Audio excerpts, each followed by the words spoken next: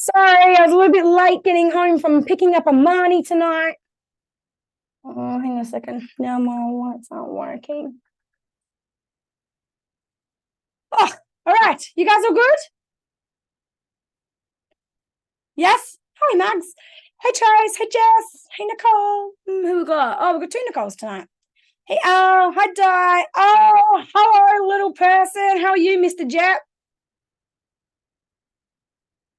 All right. Let me open up this post. I've got some good questions tonight. I read them all before I went to pick her up. Okay.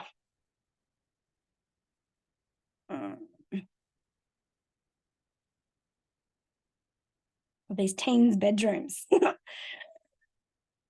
Between you, Nicole, you, Terry Ann, and Martine, I reckon you'd have a pretty good, and me with Baya, I reckon we'd have a pretty good competition with who's got the messiest teen bedroom. All right. So, is Brooke here yet? Nope. Is she not here yet? Okay. So, while we wait for Brooke, is Jocelyn here yet? Nope. All right. Nicole Louise. Hello, darling.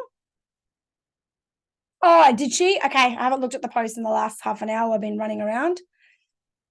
A messy 6-year-old bedroom. Doesn't get any better, Jess. Nah, maybe it does. Hello, Nicole. Yeah, I think we'd win at the You moment. reckon? Yeah. It's filthy. Yeah. Oh, yeah.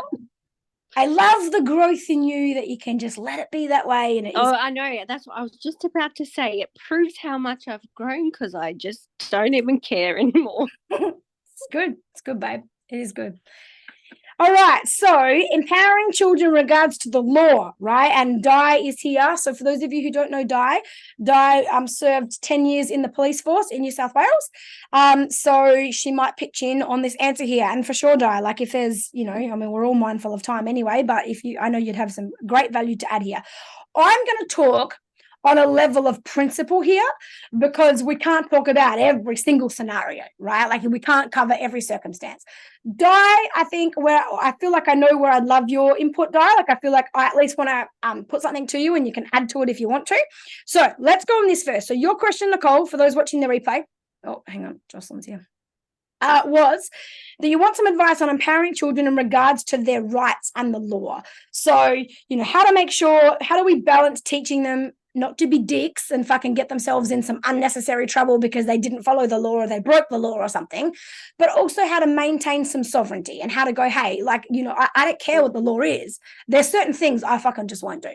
Like you won't get vaxxed, right? Won't get after what you've been through with getting double vaxxed before. You're now in a place where you're like, if they bring in compulsory boosters, I'm out. See you later. Like not even a thought. Done. Gone. Don't even care about the job. You're not fucking making me do that to myself. I'm done. Like that's where you're at, right? That's your values, your opinion that you've learned through your experiences. So how do we balance that? I always raise my kids with a bit of a quote that was like, break the rules but not the law. Like they were able to like verbatim say that when they were like 2 years old, break the rules but not the law. Because of this exact topic. I wanted them to know you absolutely can break rules. And what I bought into that was not in a rebellious, like just be a dickhead and cause chaos in the world kind of break the rules. But what I chose, and I feel, correct me if I'm wrong, but I feel like you're asking here, is what I've tried to teach my children is how to be led by what feels right for you, by your own law, if you like, by what feels like it's the right thing or the wrong thing for you, regardless of whether the law says that's okay or not, right? Like, so if the law says something isn't okay, but I really feel I need to be aware that maybe I'm breaking the law here, but I can make a calculated risk and go, do you know what? This is so fucking important to me. I don't care. I don't care if this means I could get a fine. For example, the example I would use is, and I have used with my children, for example, if you hurt yourself and you went to hospital, the law says I can't go more than 60 k's an hour on Anzac Highway. I would not give a single fuck about the 60 k's an hour on that day. I would be getting to the hospital as fast as I can, and it would probably mean I'd break the law, and I'm willing to get a speeding fine of $1,000 or whatever it would need to be. I don't care if I lost my license. I'm okay with that, because the value that I'm aligning with is much higher to me than what a cop's going to tell me off for because I broke the law, for example, right? I don't care. I'll take that risk and I'll do it, right? Does that make sense, right? So it's like, it feels right to me to break this law. I also respect that I am putting other drivers at danger. I could go through an intersection and cause an accident, and that's someone else's family. And that's also not fair to that family. But all of that, put into the container of this situation, what would feel most right to me is that I even put other families at risk for my family. I would be there for you, and I wouldn't care about the fucking law. Does that make sense? Right? Because it feels so right to me, right? And then other times it might be the opposite, where the law allows something, and like you get comments like this from your kids all the time. It's like, but you're allowed to. Okay, you might be allowed to, but does it feel right to you? Does that actually? There's no law against it. You're right. You're not going to get fined or put in jail for it. But does that align with who you even are? So just because the law says you can doesn't mean it's right. Just because the law says you can't doesn't mean it's wrong. Yeah, is this the principle that you're basically asking for? Yeah. So, go ahead. Yes and no. I am in a situation where the town we live in, Jay potentially can hang out with people that have gone down paths that are the wrong path. Right. And by association, if she's with those group of people and the police turn up, there was some situation with phones and things, and she said, they asked for someone's phone and stuff, and I said they can't have your phone unless they have a probable cause. I don't know those things, but I don't want her to be disrespectful, but I also don't want her to like totally succumb to absolutely. Like, for example, when because I ask you to ask question, and it's like, you have the right to stay silent. You don't, because anything you do say will be used against you. Shut the fuck up and don't say a word, and you don't have to say a word, right? You absolutely do not have to talk. Yes. You can't provide a fake name, blah, blah, blah. And that's where I'm definitely going to get died pitching. That's what I had in my head already, because it was very empowering, particularly during COVID, where I, like I said, I walked past the Australian Federal Police in an airport without a mask on and didn't even get looked at, because I literally had this shield of protection around me where I could live so congruently to my values, and I was untouched. But I was prepared for those risks and for those consequences, and I was okay with that because it felt so right to me. But what it did was that confidence that I had. I remember one time we went out, in the early days of, lockdown and all this shit and social distancing and all that. And we went out, where you had to sit down to drink and all this kind of shit. And you had to have exemptions and whatever for face masks. And anyway, and I remember they ended up, because I was arguing and I was okay and I wasn't being a bitch, but I was being strong. You're welcome to call the police. It's okay. Honestly, I'm not even being difficult. If you feel the need to call someone, do that. But I do not have to provide you with what you're asking for right now. If I'm asked by a police officer, I absolutely will show them my medical exemption, but I do not have to provide it to you. I know the law. Then when the police officer came, there was a fair conversation around, hey, I respect that you need to do what you need to do. Officer, am I under arrest? I'm just asking, am I under arrest for anything right now? No. So have I given you the details you asked for? Yes. So correct me if I'm wrong, officer, but I'm within my rights right now to leave. Is this true? I'm going to walk away. I don't want to be disrespectful, but if I'm not under arrest, I believe it's within my rights to walk away right now. And then I did. And it was fucking all over. Yeah. Right? Because how do you balance? Because my perception of the police force has been changed over these past few years, particularly. And whilst I do have respect for those who are in the police force and who are, trying to do what is right and whatever, I also have a belief now that there are some that are not, or that Absolutely. are blindly following rules Yeah. and not respecting. So with kids, I think I want to balance that for them. Yeah, I get that. And I think the easiest thing for kids, and what I share with my kids through COVID, and I'm going to get Di to come on and just confirm what she'll get way more right than I will, is there are things you have to provide to a police officer, right? So little things. You can't swear. You do have to provide the correct name. It is a criminal offense to provide a wrong name. If they ask for your ID, you do need to provide it. And if you really don't have it on you or something like that, you will have to take it into the station or something. Like, it has to be provided, whatever those things were. Outside of that, what I told my kids, you are within your rights to ask some questions also, not just to be questioned. You're within your rights to not answer a question other than providing your name and whatever it is, which Di can tell us in a moment, because this is not even fresh in my head anymore. I had it all at the top of my head back in COVID days, I almost wanted to fucking to pull me over for something just so I could practice it. It's the same when now I've learned about road law and speeding and all that. When they pull you over and they say, why were you speeding?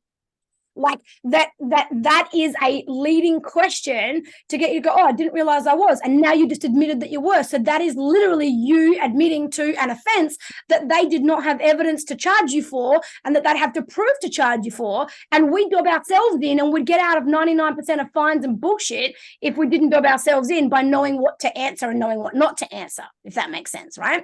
And so it feels empowering, and you can find the balance of ultimately what I said to my kids. Here's the questions you do need to answer when it comes to the law. Here's what you take responsibility for. If you're going to have these behaviors, if you're going to walk around without masks on, that's cool. I applaud you to do it if it feels right to you.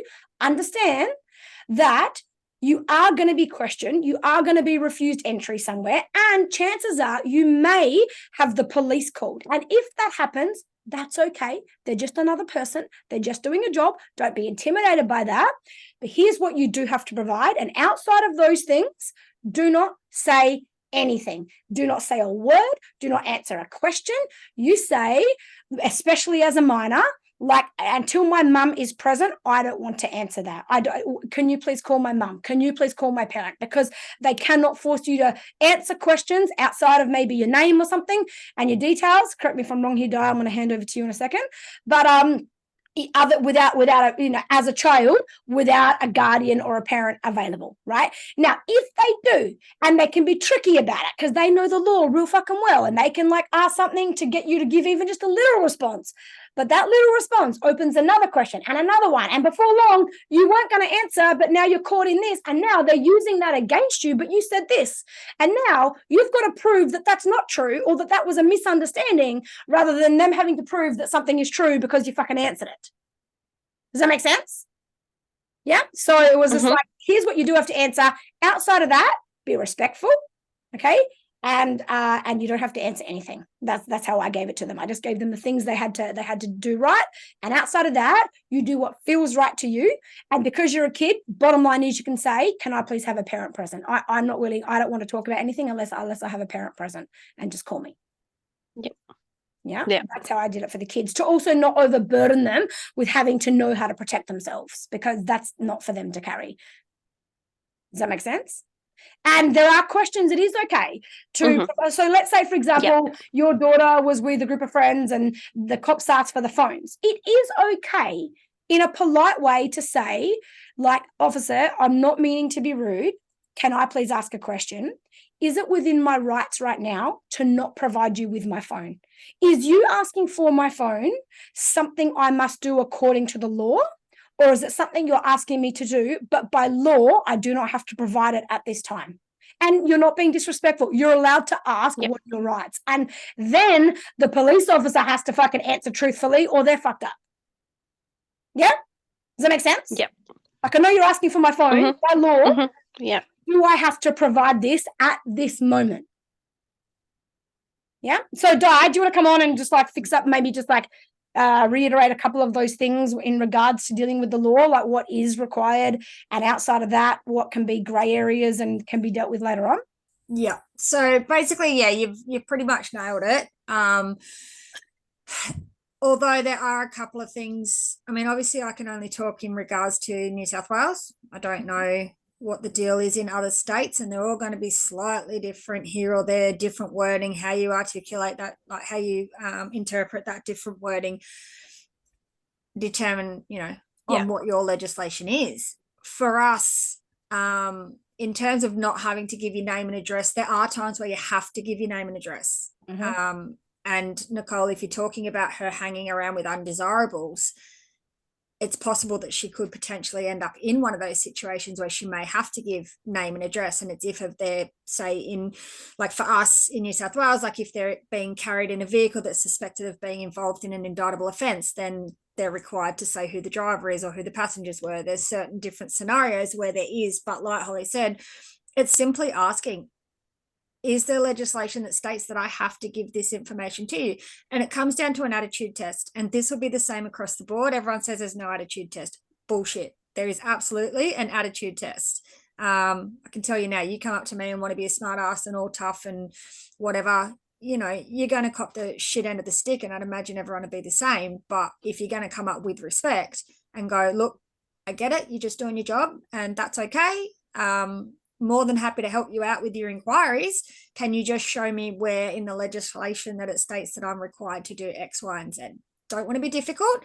And I'm sorry if I am making it difficult for you today. That's part of, you showing that you're trying to pass the attitude test, and teach your kids the attitude test. Like literally call it the attitude test. All cops know what the attitude test is. And if your kids can pass that to start with, even if they're hanging around with undesirables, it's who the cops generally deal with anyway. So they're going to be used to that. And then if they've got one person within that group, even if they're all part of a shit group and they've been hanging around doing shit things, if they've got one kid that's at least going to speak to them with some respect, they're going to get treated differently than the rest of the group. You would imagine. Yes, that was her role at school. What was that? That was her role at school. The teachers always would talk to her because she was the most communicable and respectful to the teachers. It's going to be the same. So I think she would probably be the same. There's times where she's going to have to give that information if she's going to be cutting around in cars that are potentially stolen or being involved in doing burnouts down the street or, in New South Wales, it's an indictable offence. So if they're involved in that, then yeah, she's going to have to give up some information if she's not. But that goes as far as council. That goes as far as anyone. Like if someone rocks up on your doorstep and says, oh, hey, I'm from the council, I need to come in and inspect something. Okay, great, cool. Right now, not the right time for me. Can we make a time for you to come back? So at least then you're buying yourself some time to look into what they can and can't do, whether they have the right. I had a ranger turn up on my doorstep a couple of days ago telling me he had the right to come through my house. I said, no, you don't, champ. Off you go. See you later. But I know that most people wouldn't know that and be intimidated. And that's the main thing, is to go, you don't need to be intimidated, because what most civilians don't understand compared to officers is that we've got a lot larger rule book to abide by than the civilians. So ours comes under LEPRA, which is the Law Enforcement Power and Responsibility Act. So you can literally look that up and look up what our responsibilities are, when we can question someone, when we can stop, and we can't just stop and randomly pull a vehicle over. Like we literally just can't. There has to be criteria as to why we can stop and search a vehicle. There has to be a reason why we can stop and search a person. And it's not easy to reach that criteria. So if you know those things and you go and look it up, then you can be a step ahead. And that's what I was trying to explain in the post. It's not as simple as going, oh, we can teach you what to say. And I know a lot of people wanted to know, what do we say if the cops stop and talk to us during COVID? Or what do we do if we're not wearing a mask? What do we do? Every situation is different, and it's so hard. You can't just give them a phrase of what you can say and then regurgitate it, because A, it's not going to be authentic. B, you're going to be shaking in your voice and the cops are going to sniff that out from a mile away. If you're not able to adapt the principles to the situation, you can't just get given a line to say. So I would say, what Holly was saying was the basis of pass the attitude test, ask them if they can even tell you where this comes from. All kids have got a phone, show them how to look up a reputable legal site like Austly. I always use Austly, AUSTII. Usually you can get a good a good understanding of whether the legislation is still in place or not, but learning how to read it a little bit, I suppose. And that's what I was saying. Tom Barnett, if you follow, look him up, he does a lot of stuff on this. His Living Free movement that he's got going at the moment. If you want to go right into the law, and people are fascinated by it and they want to know what the cops' rules are, and some people, you know, I mean, same as like, for instance, most people wouldn't know this, that when you're driving along the road and the cops have got the lidars up and they're just getting car after car after car after car, they actually can't do that. Most people wouldn't know that. You're supposed to look at a vehicle, go, oh, that one I think is going a little bit too fast. In your head, in the split second, make an estimate, what you think it might be, then pull your lidar up, double check it off that, and then if it's over, then yeah, okay, you can pull them over. So you've got to have gone through that thought process in the split second that the one car went past, and then the other 300 that came through behind it that you just went bang, bang, bang, bang, bang, bang, bang with. Most people don't know. You don't want to go and challenge it at court. You just cop the fine and you move on. But if you actually look into this stuff, you'd realize the cops have got more rules to follow. Yeah. And they pretty much can't get you. So like whenever you're speeding, just be like beside another car, because if they do get you on a radar or something, they can't prove that their camera was calibrated to your car and not the other car beside it. There's too much room for error. What if your camera was getting that car's speed and not mine? You can't prove it. And so, yeah, anyway, there's lots of little things. But I tell you something. There's lots of ways around things, but it's just pick the attitude test. Ask them to show you where in the legislation it says, or where that criteria comes from, that they have to be able to request the information they're asking for, and then be as polite as you can and ask for an extra person to come up with you, an adult. And let her know that that isn't being rude. As long as you don't say it with a rude officer, I don't want to be difficult and I'm not trying to get out of this. But what I just want to know so that I can answer your question correctly, what I would like to know is, what are my rights here? Is what you're asking give her the word legislation, part of the legislation that I provide this?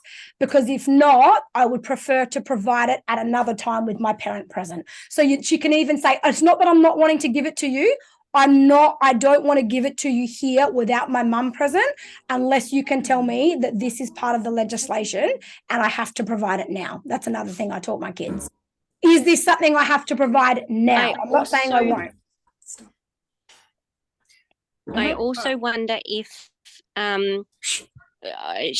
she should, in a moment where she's feeling overwhelmed, say that she has autism, because the problem is she doesn't quite her receptive language is really, really low, and so she might misinterpret them and make a mistake because she hasn't understood what and as soon as she does declare that, it's worse. As soon as she declares that, it now gives the cop even more rules to have to follow, because they can't take advantage of somebody's in a mental health situation or, whatever. Like, so that if she does say the wrong thing and fuck up, it can be put back on her autism, especially if she declares that. Is that right, Di? Like, if she declares, like, I have autism and I get really overwhelmed and I just don't want to provide the wrong information, and I just like that kind of a thing, that then it is a disability, it is a vulnerability, it is something that police have to take into account. But again, it's something you've got to be able to prove down the track, that it was said, that it wasn't followed, that it was. And again, you're asking a child who already struggles with the situation to be stepping up and taking that responsibility, which is shit that we're even in this position where we're having to do it. But you're absolutely right. There are a lot of shit cops at the moment. And unfortunately, they got rid of most of us who wanted to think for ourselves during COVID. And now all you've got left is a group full of yes men. So she's going to come up with more shit cops than good ones these days, unfortunately, because they just don't A, have the training, B, have the experience, and C, have the compassion for any of their fellow community for some reason. But it's just record. Everyone records everything, don't they, these days? Kids all record every interaction. Get that out there, that I told him I've got autism, that I'm concerned. I want my mum here with me. I want someone or someone. She may not feel like, if she's hanging out with that group, she may not want to be asking for mum to be around. Just a support person. Can I have a support person here? It doesn't have to be mum. Can it be anyone? Absolutely. Find those little tactics. So recording, asking them to prove where the requirement comes from, pass the attitude test. Yeah. Really, they're the only things. In your situation, Nicole, I feel like if you want to, because I know Jay would feel confident if she does have one line she can always use, even though the situations might change, maybe help her craft the line of something like, officer, I just want to let you know, just before I answer what you're asking, please, I'm just going to get my phone and I'm going to record this because I have autism and I have trouble like saying things on the spot, and sometimes I forget what got said. So I'm just going to record this. So just let me get it out. It's okay to pause and say, I'm going to record this because I have autism and I get intimidated in these situations and I don't want to say the wrong things, but sometimes I do. So and then she gets it out, and then, like what Di said, explains it. So I'm just here with officer whatever. He's just asked me, officer, I was just asking you, do I need to provide what you're asking for, or can I wait for a support person to be with me? So she can do it all on phone, and she doesn't have to be getting his face. She can just have it on voice or whatever. But she can just have it down beside her or something so that she doesn't feel rude. But even that, because anything she said and he said, then you've got evidence for. And especially if she mentions the word autism. So phone and autism, I'll probably give her those two things. Remember to say you've got autism and you get overwhelmed by situations like this. So please, I'd just like to get my phone out so that I can record what happens, so that I don't lose memory of it. And so if she's done those two things, then it puts her in a position where, she's not being rude, and she can hold her sovereignty and she can maintain her rights, and she can wait until someone gets there. Unless the minute the phone comes out, every situation is going to be dealt with differently. We all know that. Yeah. So, and just so you know, Nicole, like little things like, that changed. I remember asking Guy during COVID, so she was like a little mentor for me. It was so fucking cool. I'd be out the front of the cop station one day going, hey, I'm just going in to do this. Like, what do I need to say? It was so good. But even like, remember at one point you couldn't have more than 10 people in the house. And for New Year that year, we had like 13 at our house. And I'm like, fuck that. Like, fuck it. This is the bullshit law. Isn't even actually a law. It's a directive, and directives aren't laws. So fuck it. I'm like, because half these people are kids. Like, you know what I mean? Anyway, so I knew that if the cops come knock at my door, I do not have to answer my door. Even if they know I do not have to answer my door. I absolutely don't. Unless you have a warrant to come in, you can knock for fucking 3 hours and you'll end up just leaving. I do not have to answer. I absolutely don't. If I answer and I choose to communicate, then there's going to be some questions you might ask that I do have to provide. So I'm like, cool, I just won't fucking answer. You can't prove. You haven't got evidence that there were more than 10 people in my house, and you can't come in unless you've got a warrant. So fuck it. I'll just have my party with 13 people. That's my sovereign right. Fuck this COVID bullshit. I'm going to not do disconnection. I'm going to do connection. I'm going to bring my friends over, and I'm taking a risk, but fuck it. If we're all inside, you got no proof. So I'm happy with that. That felt right to me, even though it was against this bullshit at the time.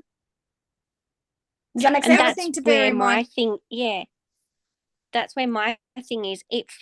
She sees her friends as people, she doesn't see the things that mistakes or the things that they have done, but she is pretty good at pulling herself back and making decisions to leave them when she feels that they might be doing things that are, not okay. It's just, she was talking about a few things today, and I thought, I really just want to make sure she is, protected and knows what's. The last thing I'd say to tell her, just because ASD brains are very fucking black and white, is, let's say there was a situation, the cops got called and she wasn't part of it, but she rocked up later. All the friends rocked up there or something, right? What can happen in these groups is it can be easy. They all get involved. What happened? And everyone's telling each other. It's like a Chinese whispers. And then the cop comes to her and she was not there. Matter of fact. I'm here now, was not here when the vandalism happened. Wasn't here. She needs to know that that's all she has to say. I was not here. I got here 7 minutes ago, so that she then doesn't have to, because what she might be tempted to do is tell the story that she's heard. So no, it wasn't my friend. It was that guy there. Who said that? You didn't know if it was him. You didn't say, because my friend told me. She doesn't lie to me. So someone like Jay might get caught into, because I know that's what happened because that my friends told me. You weren't there, babe. That's not what you tell a police. That's all hearsay, and that's not true. So she can get used, Holly, though, even in evidence, because they can't interview a minor without an adult being present anyway. Cool. So they can't actually record down what's being said. Ah, cool. Well, there you go. Well, there you go. That's what she needs to know. Is a minor 16 or 18? 18. But it depends on what offense as well you're talking about. So some things change. That's what I'm saying. Like nothing's a blanket thing, but I'd go with 18 if they're going to be questioned. And over a certain age, I know. Am I considered a minor in this situation, officer? Officer, I'm 16 years old. In this situation, according to the law, am I considered a minor? And the other thing to bear in mind too is that cops don't know everything. I mean, for me, I know that I needed to know things. Not right now. Okay, I will when I'm finished. Can you roll it up for me? And when we're finished, roll that. And when we're finished, then I'll do it. For me, I know that I needed to know things like I worked out in the country. I needed to know about firearms. I needed to know about rural crime. I needed to know about herding cattle and earmarkings and stuff on cows and like shit that I'd never come across before. And yet people down in Sydney would need to know completely different legislation to me.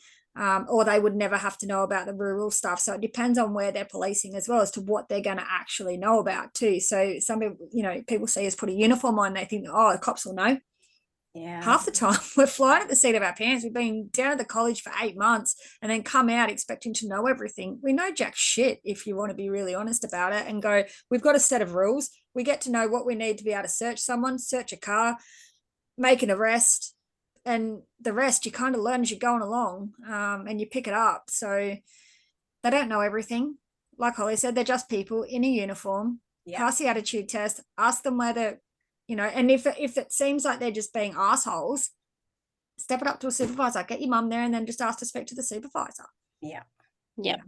And Tracy, just to answer your question, yes, that's true. It is different when kids are giving a statement, and often parents aren't allowed to be in there. So what you said happened with your 12-year-old, and they had a youth officer and a friend. They have a support person, but not the friend. That's all. That's legal. Like that's what they can do. Yeah. So giving a statement though and interviewing are totally different. If they're giving a statement that there is a witness, if they're taking an interview, they're there as a person of interest. So there is a person of interest, they can, over the age of 14 in New South Wales, elect to have a support person there. And it can be anyone of their choosing. They can literally just call up any. Can the cops say you can have anyone, but you can't have a parent? Can't they do that? Especially, no, they can't. What was that? But can't, in a situation, let's say if a child says, oh, yeah, I want to have a support person there, but can't the cops, depending on the situation, but particularly if maybe like a parent is involved or something or whatever, can't the cops say you can have a support person, but it can't be your mum or your dad, but it can be someone else? Not unless only if the parent's been, it's been an allegation made against the parent. Okay. That'd be the only reason why, only if they've been in connection with the offense. Literally just happened to my brother and his wife with their 12-year-old. Hang on, sorry, I've got a didgeridoo being played in the background here. You can probably hear it. It's really bloody distracting. We're getting off track anyway. It's fine. Don't worry. If we talk about everything, cops will be here all night. But does that help you, Nicole?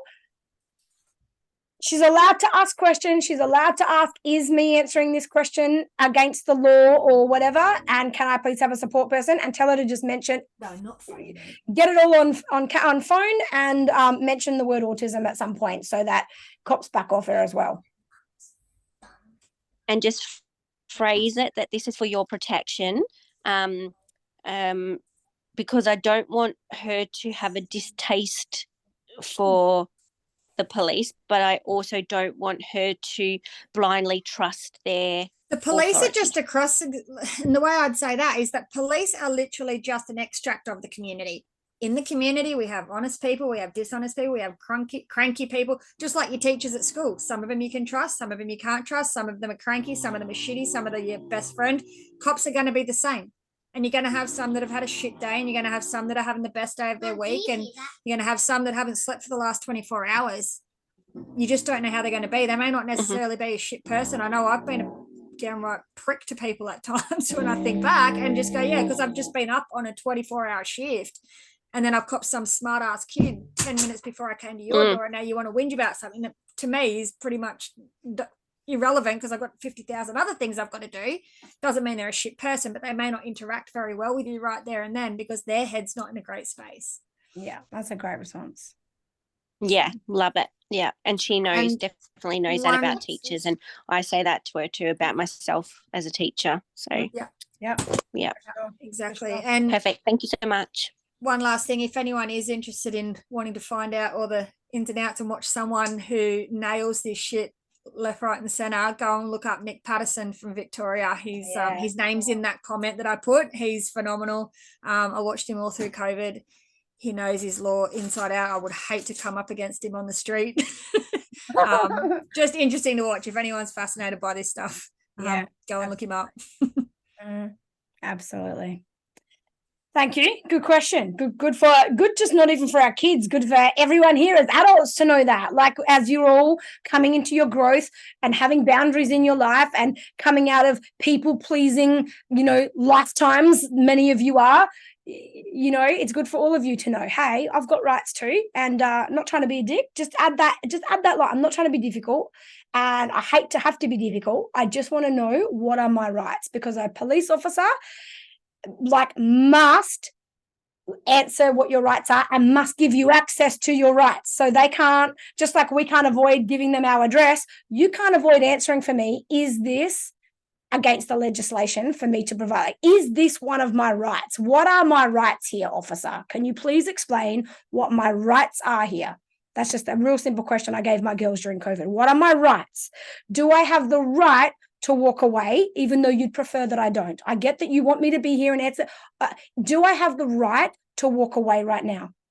Am I under arrest? No. So correct me if I'm wrong, but I believe if I'm not under arrest and I haven't been witness to an indictable offence, then correct me if I'm wrong, officer, but I actually am within my rights to leave this scenario. Is that correct? That's like the sentence I gave my kids. Okay? Yep. Cool. All right. So I'm going to go back. I saw Jocelyn come on. Jocelyn, where'd you go? She's still here? Oh, yeah. Hey, Jocelyn. Hey, Holly, how are you? Hello, darling. I'm good. You could be better, obviously. So I'm not going to even say how are you, because I can understand you've got a lot going on right now, right? So yeah, good to have you here. Good to see you. Fight with her before I got on the phone, and now she's crying because. Who's that, Amber? She's Amber. She just pushes every fucking button and pushes every boundary and just walks all over it. Yeah. Yep. Here's what I'm going to say to yours, because for those of you watching, I've known Jocelyn for years, like 3 years, through the parenting program, through soul parenting, through retreats, through some private coaching. You even worked for us as an affiliate for a while. So we know each other on lots of different levels, personal, professional, the whole deal. And so based on all of that is my answer to you, right? And I know a lot about your situation, not just right now, but I know the last 2-3 year lead up to this situation, right? And you know how long you knew you needed to get out of a situation that you were only able to recently get out of, right? All of that absolutely plays a part. And we've had lots of conversations before around, behaviors that are showing up now not necessarily because of what's going on now. They're because finally they're getting a chance to process what they had to suppress 2 years ago, now that they're in a safer environment and all those kind of things, right? So I don't want to look at this with you, and I don't want to dismiss what you're doing, or what you've asked, but I want to give you something that I feel can genuinely help, because I feel like if I give you a parenting 101 answer, like here's what you do and here's what you say, it won't work anyway, because I already know that you know all those things, or you know a lot of those things that have worked amazingly for you in the past. And chances are, if you're here asking me this, you've probably tried all that and tried everything that you can think of and anything you know about. I'm not going to give you a new answer. You know what I mean? Like, it's not going to be something you haven't heard before. Does that make sense? Yeah. I feel like I want to say, according to your situation, is like this word screaming at me, even as I was like reading it. And it's not necessarily in what you've written. It's like just a felt sense, like I feel like energetically from you. And it's just boundaries. I feel like everything that's causing disarray and discord in your home is coming from lack of strong firm, very consistent boundaries from you, right? Yeah. And so they don't know where, like they don't have that sense of security even, right? There's not enough consistency. So I feel like what I want to say to you is I want to give you permission to just be a bit of a hard, cold bitch for a while. I know you've tried to be there so emotionally for your kids. Well, you know, you've been broken a lot on lots of levels as well, right? And you've been so at the forefront of your mind to do what you can to meet their needs that sometimes you've had to neglect your own, right? And I know that has been like what kind of leads you in all of your decisions around parenting and how to help them. You know they've been having a tough time, right? You know that what they've grown up in, what they've lived in hasn't been healthy, hasn't been good, you know, except for when their dad was away and they were just with you. But even in those times when you would lose your shit, you've always been very open about that. So I feel like now it's time for you to shift that and for you to, and when I say be a cold, hard bitch, I'm saying that because if there's two extremes, I'd rather you go that way. Not abusive, not like cruel, but like almost emotionally detached. Don't care. This is the boundary. Don't care. Have your emotions.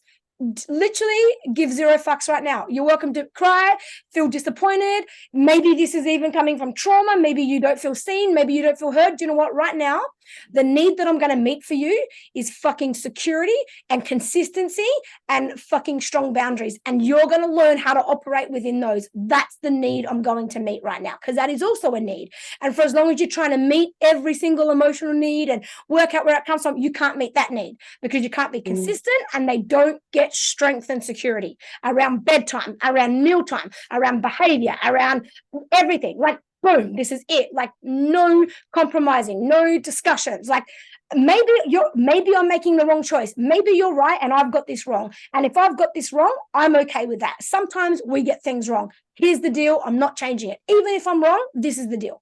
This is the consequence. This is what's happening. That, and I want you to like almost emotionally detach from their reaction to that so that you don't feel like you're being bad and they've been through so much and now you're giving them more. I think they're going to find security in that if you can be really consistent, even if being consistent means that you have to emotionally detach a little bit, because there's also codependencies all wound up in all this, which we've talked about, and enmeshments and stuff. And it will be hard for them to you know, have those codependencies with you and then have you almost emotionally detached. And it'll be hard for you to not be codependent on what they're feeling. And now you feel all guilty. And, you know, now I've just added pain to what's already painful for them. You can sit there and torment yourself with all of those stories and truths and, you know, situations. But I feel like if there's something your kids need above and beyond all the other needs, because they're all needs, okay, but sometimes we have to prioritize what need we're meeting. Other times it's the opposite. Stop being a hard ass. Stop, just fucking let your child have some free reign, do this. For now, meet this need. Just help them feel safe. Just let them know it's okay to express themselves, even if they're kicking you, even if they're fucking destroying the room. Let them know you are still going to be loved. And there are really no boundaries right now, because all I'm showing you is no matter how much of a butthead you are, sometimes you're going to be loved. Other times it's the other need. Do you get what I'm saying? So I just feel like so deeply this is what your kids need from you. I really struggle to love Amber. I really struggle with she triggers the fuck out of me on every level. And some days I can't stand her and she knows it. And so that makes absolute sense why she has these behaviors, right? Because if she feels that and she knows it, like you said, she knows it and you know it, right? And you both feel it. There's no secret between you.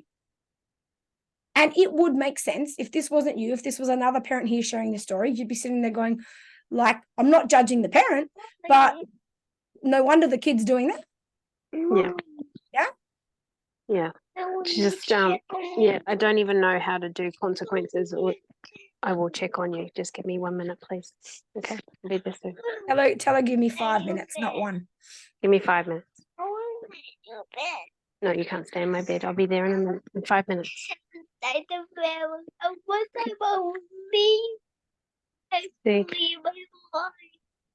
Did you hear that, Holly? No, what'd she say? So I said, I'll give you 5 minutes. And she said, I don't want to stay in the family. I just want to leave my life. So do you that's the stuff that want to bring her on the screen? Will she talk to me?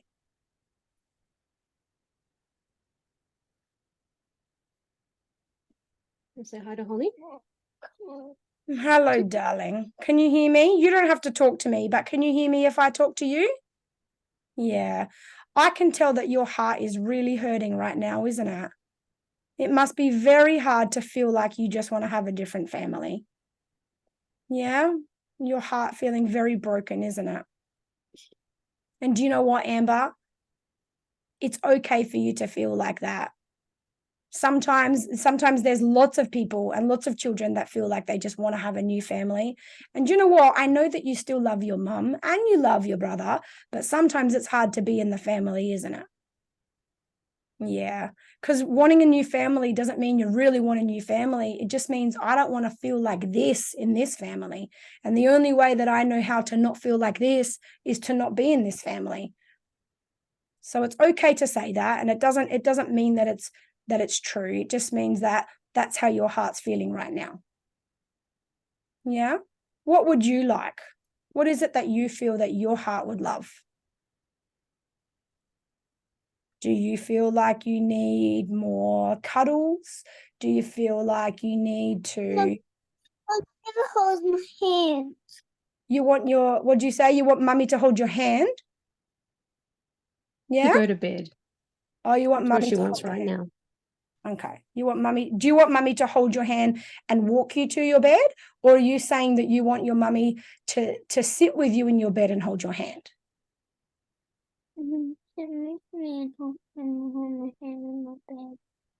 You want mummy to sit there. Because does it make you feel safe if mummy sits there with you? Yeah? So how about we find a way that this can work for everybody? Because I'm going to have a talk with your mum about some really special things that we can do to be able to make your home feel a bit nicer and a bit more loving. Would you like that? Would you like your home to feel nicer and to feel like Daniel and your mum love you more? Yeah? So I need to talk to your mum so that I can help your mum with how to do that. So how about, let me think. Can I parent for you here, Jocelyn? Can I just say something and throw you in the deep end? Yeah, of course. Okay. Amber, how about we work it out so that mummy can still talk to me, but you can still have your hand held. So how about maybe you sit next to mummy and hold her hand just while she talks to me for 5 minutes, and mummy can put her things back in her ears so that she can hear me better. Okay. And then when I finish talking to mummy, after you've held her hand, then she can walk you to your bedroom and maybe she can sit with you for, do you think you need 1 minute or 2 minutes? 5 minutes. You're 5 minutes. That's a good compromise. So what about this? How about if you sit there waiting for your mum for 5 minutes, then it's pretty fair that she gives you 5 minutes of holding your hand later. Do you think that sounds fair? You help mummy out for 5 minutes and then she'll come and help you out for 5 minutes. Does that feel like it's fair? All right. So the only thing we have to agree on though is that if you sit next to mummy and hold her hand while I talk to her, the agreement that we need to have is that you're nice and quiet so that mummy can listen to me. And then after I finish talking to her, she'll walk to your bed and I'll make sure that mummy sits with you for 5 minutes. Okay. And at the end of the 5 minutes, then what? When mummy has to go and then you have to go to bed, what would you like? Do you want mummy to rub your back for you? Do you want mummy to give you a kiss and say, see you in the morning? Do you want her to leave your door open or leave your door closed? What do you want mummy to do at the end? Open a little bit. You want mummy to leave the door open a little bit, okay? And what would you like mummy to do when she has to say, okay, Amber, it's time to go to sleep now, I need to go. And she's going to walk out of your room after 5 minutes. And what do you need mummy? Give me a kiss then. Give you a kiss on your head or on your lips or on your cheeks, or where do you like to have your kisses? On my cheeks. On your cheeks. How many kisses? 2 kisses or 10 kisses? 10. 10 kisses. All right. So here's what we're going to do. Tell me if I got this right, because you probably got a better memory than me. Can you remember all that? Are you good with your memory? So you're going to sit next to mummy and you're going to hold her hand while she talks to me. And while she's talking to me, are you going to be loud or quiet? Quiet. Okay. And then at the end of me talking to your mummy, she's going to take you to your bedroom and you're going to lay down in your bed. And what's mummy going to do? Hold your hand. Loves me. She's going to what? Hold She's going to hold hold my your hand. hand and loves me. All right. And mummy will hold your hand for 5 minutes. And then at the end of 5 minutes, she's going to say, Amber, I need to go now. Good night. I love you. And then she'll give you 10 kisses on your cheeks. And then when she walks out your room, she'll leave the door open. And what are you going to do? Are you going to stay in your bed or are you going to get up and come out of your room? Stay in my bed. Okay. I think that sounds like a good deal. Does that feel like a good deal to you? All right. Want to do a pinky swear with me? Do you do pinkies? Yeah? All right. Thank you. That's a good deal, darling. All right. Well, you sit down next to mummy and you hold her hand and be nice and quiet so mummy can put her things in her ears. And then I'll talk to mummy. And then mummy will do all of those things we talked about. And thank you for remembering. Your memory, you remembered all of those steps. Yeah? So you can help mummy remember if she forgets, okay? Okay. All right. Thank you for understanding and for negotiating. All right. Hold mummy's hand. Just remember, you got to keep your word and be nice and quiet. All right, darling? Nice and quiet. Cool. Do you want to put your earplugs back in? Got them in. What did you say? Sorry? I've got them in. Sorry. Yeah. Oh, you have? Oh, sorry. Okay, Yeah, cool. yeah. Yeah, cool. So she can't hear now? No. Okay, cool. Just thank her. Just say thank you. Like, make sure Thank you. Yeah, cool. They probably sleep soon. Yeah, and what I the- pretty much just said to her is what I want you to know. It was the other thing I wanted to say to you. Understand that when your kids say, I don't want to be in this family, I hate this family, I want him to die, I want you to die, I want to die, whatever it is, right? Understand that's the only vocabulary they have to express what they're feeling. It doesn't mean they want anyone to die. What they want is, I want this feeling to be final. I never want to feel this again. And the only way I know for sure that things can never happen again is if I have a different family or if someone dies. It doesn't mean I want you to die. It means I never want to feel like this again. And at the moment, my perception is that you are the one making me feel like this. That's why I want you to die. Because I just don't want you to be able to do this to me. That's essentially what she's saying, or what anyone's saying. Does that make sense? Yeah. Okay. So you have to know that. And every time they say it, and anytime, no matter what, you've got to have enough of your growth and adult maturity to, number one, in your own mind, because there's still a little injured girl in you, to know that that isn't true. And to secondly, take the guilt off them rather than using it as a weapon against them, which I'm sure might happen sometimes. You're like, well, I want you to, we'll go get another family then, or, that's a terrible thing to say. And how can you say that? And, you just said you want me to die. Do you want me to die? Do you want me to never come? Like anything, any reactions, even anywhere in the vicinity of what I just kind of made up, is literally, it's like you're using their words, taking them literally, and then using them as weapons against them, if that makes sense. So I want you to know. So like she just said, I want a different family. It's like, you know what? I know you feel like you want a different family, and it must be so hard to feel like that. I'm sorry that I can't give you a different family, and I'm sorry that this is your family, that we are your family. You can say it like that to her, okay? And you can even say things like, you know what? I know that's not true. I know you don't want a different family. I know what you want. What you're really saying to Daniel right now isn't that you don't want him to be in our family. What you're really saying is, I don't want to feel how I feel around you. You're hurting me and I don't want to feel like this. And vice versa, when Daniel's saying he's scared around Amber or doesn't want her in the family, you say, you know what? It must be so hard to feel like you have to live with a brother or a sister that you feel like you don't want in your family sometimes. And you know what I know? I know that in your heart, you do love each other. You're having a hard time with each other. You're causing pain for each other. And what you're really wanting is for each other to stop the pain. It's not that you really want to not be in the family. You just want to stop the pain. And you know what? It's absolutely okay to want to stop the pain. So it's okay with what you said. I'm not offended by it. I don't even believe it's true. So you don't have to feel bad about what you just said, rather than trying to make them feel bad for what they say. Yeah. Okay. I think it's just exacerbated by my dysregulation. I'm so dysregulated all the time. Like they don't know if I'll lose my shit. I don't even know if I'll lose my shit. Yeah, it's just all over the place.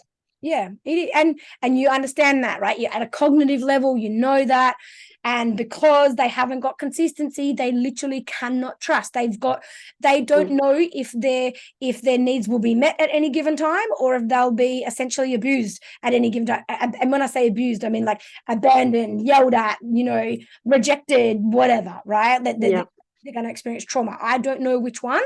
So I have to prepare for the worst case scenario as a matter of survival. They're operating completely, utterly from nothing other than their reptilian brains, like fight or flight. And those responses are very normal and to be honest, they're very healthy responses given the situation and the part of their brain that's activated. That is a normal response to fight or to flight. The best flight there is fucking death, because when you're gone, you're gone. Yeah. You know what I mean? So that's all they're really saying. You need to have a little bit of a conscious, like, adult translation of those sentences, okay? And not buy into them and don't even let your brain for a second believe it. Okay, yeah. And Amber's always in the fight mode. She's always ready to fight anything. And I've worked out I'm in the flight mode. I'm ready to run, and Daniel's why she ready to fawn. The shit out of you, because she will come at you with the very thing that you want to get away from. Yeah. See, I told you when we did that coaching, she's like the perpetrator to you. The person, like in those moments, she's not your daughter. Energetically, she is the person that violated you. Yeah. In that moment, she's violating what you feel you need. Yeah. And even though you triggers, I think her off, she's coming at you and coming at you and coming at you. Yeah. And I think she triggers in me what I needed as a child and that I didn't get. She's absolutely calling me out. I know she is, but it's just I mean, it's such a mess. I understand this, right? And I don't want you to repeat these words in her earshot. So if you feel like you need to respond, speak in some kind of code. But you know how you said like you basically just hate her. Understand and even don't repeat that sentence ever again. You don't hate her. You hate the reflection of yourself you see in her. Okay, the part of her that she's embodying, you hate that part of yourself. The part of her that will fucking stand up, you hate that part never existed in you. You hate the part of you that was so fucking abandoned you could never stand up for yourself. Yeah. And she's showing you how fucking easy it is. You just stand up for yourself. You just say this and you say that and you fucking go back at people. What was your problem? Why couldn't you fucking do it? I've got no problem. I'm 6 and I can do it, no worries. What's your problem? Yeah. Yeah, exactly. I'll show you how easy it is. And then you feel like a piece of shit for going through your fucking whole life, never having a backbone like she's fucking got. Yeah. You know what I mean? She definitely does, yeah. Yeah? Yeah. So when we're done here, we can be done now. You say thank you. Thank you for keeping your word. You sat and use your descriptive praise. You, Amber, you know what? You sat so quietly. And I really do appreciate that you let me have that conversation with Holly without being loud and interrupting. You showed me how much I can trust you. You're such a trustworthy person. And you know what? Is it okay if we have 7 minutes together? Because my heart would love 2 extra minutes. How about we do 7 minutes together? Because my heart would just want more minutes with you right now. And then you go down, lay down with her, lay with your head in her chest and let her hold you or let her nurture you and, let her be the nurturing soul if she's in that space, and just lay with her and don't even watch the fucking clock. And then when it's done, you can say, hey, darling, mummy's going to, what I would do with my kids at that age, because they don't really understand time. oh, mummy's got 1 more minute, what I would do is my kids love their backs tickled. So I would say something like, I'm going to do 10 more tickles and then I'm going to go. Okay. And so they could count it. They know it's 1, up and down their back would be 2 or whatever. Have got 1 more minute. Would you like a back tickle, a bum rub, or do you want me to play with your hair? They were like the 3 things they love: bum rubs, back tickles, and playing with their hair. And so I would say, cool, I'll do it 10 times or something. It's just so they can, like, they know when it's counting down that it doesn't. And then you give her those kisses, and then you give her an extra one, and then you leave the door open, and you thank her. I think she'll be asleep before then. Just one last thing. What do I do with boundaries? Like I said, the boundaries are just, I try to set firm boundaries. I'm trying to set my time when I feel overwhelmed to try and take myself away and just calm down, meditate, do whatever. But I feel like there's just constantly coming in the room, or they can't leave me be. And if I set boundaries around bedtime, we just have to push every boundary we can. Yeah. To the point where I don't even know how, like, there's no consequences that work for her, because she couldn't care less if I take something away or whatever. So I just don't even know. So is she still there with you? Yeah. Okay, cool. So what I want you to do is I want you to say this, is I want you to say, just so that she can hear it, and then I'll answer that question. I want you to say, yeah. But then there's other times where she's so amazing, and I know she understands, and I know she wants to help, and I know she wants to be able to respect me, and I know that it's not even her fault that she can't leave me alone, because she just wants me close to her all the time. I want you to say something like that, just so she can hear it, and then I'm going to answer you, okay? Yeah, but then I know that there's other times where she's so amazing and so respectful, and she really follows all the instructions, and she respects my boundaries, and she just wants to be close to me. And I get that. Beautiful. Cool. Excellent. So let her know that that's how you see her as well. Okay. So to answer your question, this is part of the mess, and she absolutely does just need to be close to you. So my suggestion is, find a different way to have boundaries at the moment. Have energetic boundaries more than spatial boundaries at the moment. So for example, hey, I'm going to go into my room. Okay. I want some time to do my own thing. Now, let's make an agreement, like what you did with Holly the other night. I'm okay with you coming in and laying beside me on the bed, so long as the deal is you stay over there, or, there's a pillow in between us if you don't want her touching you, or so long as you are quiet, you do not speak to me, because mummy needs time to herself right now, and I want to read my phone, or say what you want to do. I'm making a phone call to a friend or whatever. So at the moment, you're going to have to be like adult enough, kind of a thing. I know it's exhausting for you, babe, but if I'm answering your question on what to do with her, is she just needs to be near you. But that doesn't mean you have to be engaging with her. So change your filter of, if she's near me, that means I'm dealing with her. You're fucking not. You've got an energetic shield around you that says, I'm not fucking dealing with you. You're basically non-existent to me right now, even though you're beside me on the bed, because that's how you'll get the space that you're looking for. What you're looking for is nothing to do, nothing to think about, no fucking kids that you can hear out in the other room that you've got to go deal with, not being you want that, let her lay fucking beside you. Fucking set her up a bed on your floor if you have to, or something like that. You can come in on the floor in the middle of the day. I'm on my bed. You can't be on my bed, but you can be next to me. The deal is, though, the agreement is this. And then if you break that agreement, I'm not going to be angry. I'm just going to pick you up. I'm going to take you to your room. And when you're ready to keep your agreement, you're welcome to come back. So what you want to do is, don't set yourself up for failure. Don't set a boundary that you can't enforce anyway, because no matter what you do, she's not going to do it. And then you just lose credibility because you can't fucking enforce it unless you become abusive, which you don't want to do. Get what I mean? Find another way to have the boundary where her needs are met and your needs are met, that you're at least getting your need 70% met. And the other 30%, you've got to give leeway because she needs to be in the room. She needs to be near you right now. She's 6. When you were 6, she's 4. What you needed. Oh, she's 4. Yeah. Well, how old's Daniel now? 7. 8. Oh, 8. Oh, 4 and 8. Oh, okay. Fuck, she's 4. Fuck. Yeah. Yeah, right. Yeah. Very mature. That would come. Fuck, I was thinking she was 6. I was thinking she was 4 when we worked together. No, she was 2. You're right. I remember now. Yeah. Yeah, right. I think I was thinking of Jet, actually. She was 4 when I was working with Di. But anyway, yeah. Yeah. Okay. So just change the way that you see boundaries at the moment, and change what you see as I need space. You've got to make some compromises on what you call space.